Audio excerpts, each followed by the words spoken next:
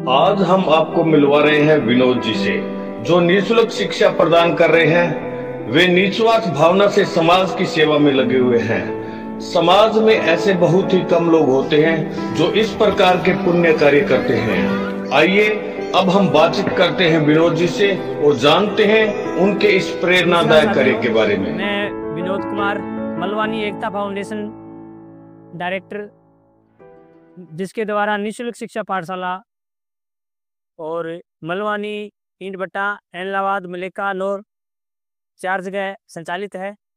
और हमारा लक्ष्य है कि ईंट भट्टा और झुग्गी झोपड़ी वाले ज़रूरतमंद बच्चों को शिक्षित करना। और लगभग 2 साल से ऐसे बच्चों को निःशुल्क शिक्षा देने का काम कर रहे हैं। हमारी पाठशाला में 200 प्लस बच्चे निःशुल्क शिक्षा ग्रहण कर रहे हैं। हमने शुरुआत में 2023 में 10 बच्चों से शुरू किया था और आज आप सभी के सहयोग से 200 प्लस बच्चे जो है चारों पाठशाला में निःशुल्क शिक्षा ग्रहण कर रहे हैं। तो आप सभी साथियों से मेरा निवेदन है कि आप भी शिक्षा की मुहिम से ज़्यादा जुड़े और हमारा सहयोग करें और एक बार विजिट करें पाठशाला के अंदर। मैं आपको बताऊं कि अपने सबसे बड़ी तिजोरी दिमाग होता है और इसमें अपनी सारी संपत्ति रहती है। हाँ, तो मेरा कहने का मतलब है भी कोई काम करने से पहले वहाँ अपनी सोच जानी चाहिए, सोच पहुँचती है।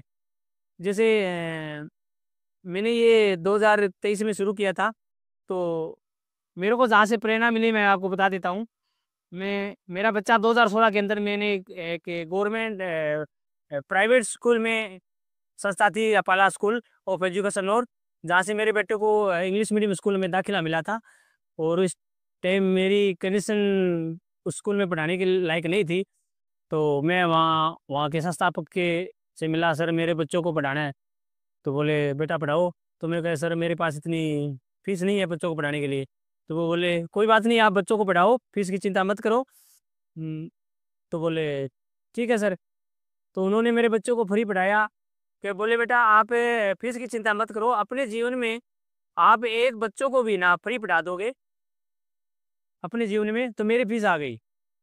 उसके बाद 2016 की बात है। उसके बाद मेरे को लगा भी मेरे दिमाग में ही आती, जब भी मैं बाहर यात्रा पे जाता, किसी गांव में, जब भी शहर में जाता, बस स्टैंड पे, रेलवे स्टेशन पे देखता, ऐसे बच्चों को देखता, तो मेरे मन में आता भी कभी न कभी ये परमात्मा हमें इस लायक बनाए, ऐसे बच्चों को जीवन में 1 2 4 बच्चों को शिक्षा जरूर दे पाए।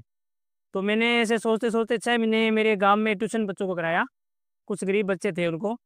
और उसके बाद में मैं 6 महीने तक कराया, मैं ज़्यादा टाइम नहीं चला पाया। उसके बाद में जैसे परमात्मा को मंजूर हुआ, 2023 के अंदर मैंने फिर मेरे मलवानी गांव से ईंट भट्टे से शुरू किया था।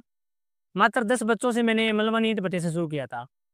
और करते करते आज 200 प्लस बच्चे, 4 जगह पाठशाला चल रही है, 250 बच्चे निःशुल्क शिक्षा कर। चारों पाठशाला में 2 2 घंटा का टाइम देते हैं बच्चों का। 2 2 घंटा की सीटिंग रहती है सर। हाँ, वैसे भी यहाँ इलाहाबाद में 2 बेटियां भी रखी हुई है पढ़ाने के लिए। मैं भी आता हूँ, तो अगर ना भी आता हूँ तो भी काम चल जाता है। और जैसे पहले मलवानी ईंट भट्टा पढ़ा दिया, उसके बाद मलेका, फिर इलाहाबाद, फिर उसके बाद इंदौर, ऐसे चलता रहता है। आप 2 साल से ही काम कर रहे हो और सरकार से आपको क्या सहयोग मिला है, क्या कहना चाहते नहीं, सरकार से अभी तक तो कोई सहयोग नहीं है। जन सहयोग है, वो जन सहयोग से चलता है। और जन सहयोग जैसे इलाहाबाद के काफ़ी साथी जुड़े हुए हैं, और भी गांव से, और मेरे गांव से, अन्य गांव से काफ़ी भामाशाह जुड़े हुए हैं। वो पाठ्य सामग्री, खाद्य सामग्री, हर तरह का सहयोग पाठशाला में करते रहते हैं। इन बच्चों को, ऐसे जरूरतमंद बच्चों के लिए सरकार को भी करना चाहिए। अगर कोई संस्था है, एनजीओ जो भी कर रही है, तो उनका सपोर्ट करें, उसका सहयोग करें अपने सिस्टम से।